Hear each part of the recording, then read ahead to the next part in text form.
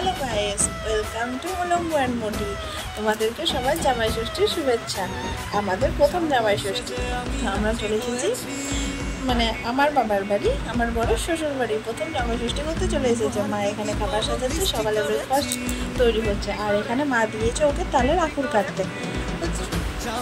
সকালবেলায় খাবার রেডি হয়ে গেছে, খাবার খেতে দিতেও শুরু করে গেছে। এখানে উনি আঁকুর কেটেই যাচ্ছেন।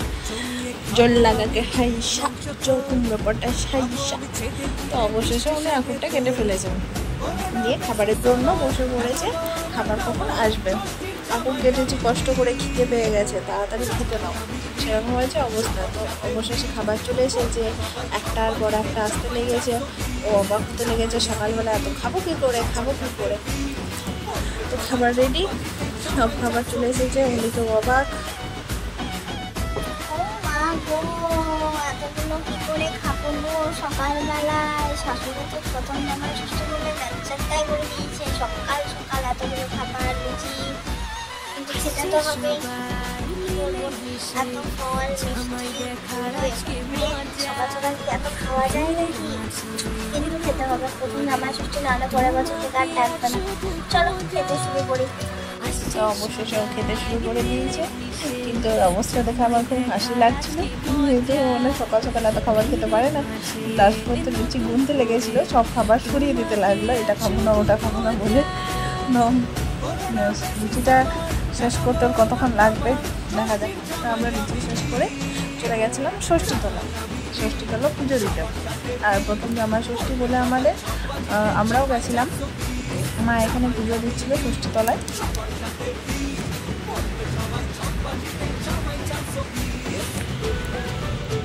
এই যে আমার বেস্ট ফ্রেন্ড, ও আমার সাথে গেছিলো, আমাদের সাথে ছোটোবেলা থেকেই আমরা দুজন একসাথে যাই ষষ্ঠীতলায়। তো এবার বিয়ে হয়ে গেছে বলে আমি আমার বরকেও নিয়ে এসেছি, আমার বেস্ট ফ্রেন্ড আসবে না তাই কখনো হয়।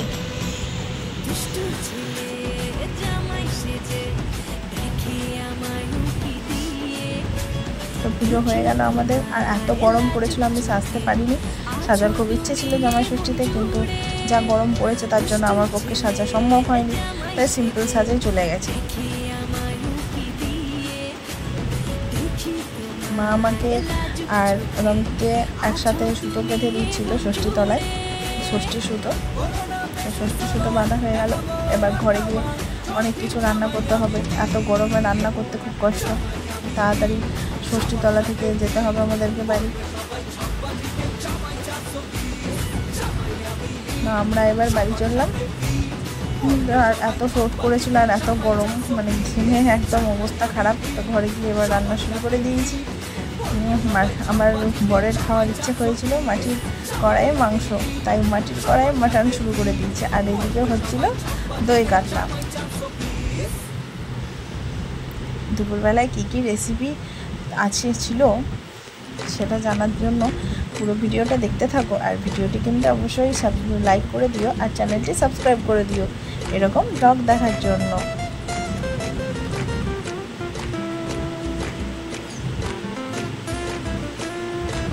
মটনটা আমি কষছিলাম, তারপরে রান্না কমপ্লিট হয়ে যাওয়ার পর রমেশ খেতে বসলো। তারপর ভাবছিল এবার কি খেতে দেবে, সকাল সকাল তো লুচি খাইয়ে দিয়েছে। তারপর দেখতে লেগেছে একটার পর একটা আসতে শুরু করে দিয়েছে। আরও অবাক, কোনটা থেকে শুরু করবো ভাবছিল, একটার পর একটা দেখছে। জামাইদের কি কপাল বলো।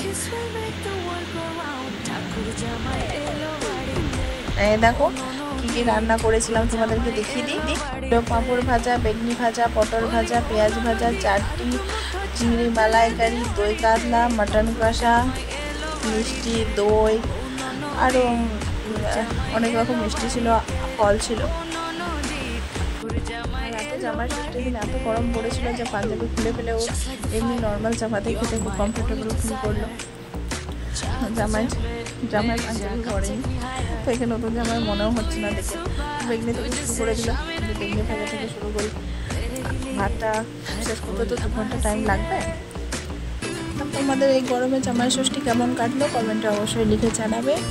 আর আমাদের নতুন জামাই ষষ্ঠীও কেমন লাগলো সেটাও তোমরা লিখে কমেন্টে জানাবে। আমার খিদে পেয়ে গেছে বলতে আমি এবার খেতে বসে তো দুজনে মিলে খেতে বসে গেলাম আমরা। আমাদের এই ছিল নতুন জামাই ষষ্ঠী। ভিডিওটা কেমন লাগলো অবশ্যই কমেন্টে জানিও, আর চ্যানেলটি অবশ্যই সাবস্ক্রাইব করে দিও এরকম আরও ব্লগ দেখার জন্য। তো আমরা খেতে থাকি, তোমরা ভিডিওটি কিন্তু লাইক করে দিও। টাটা।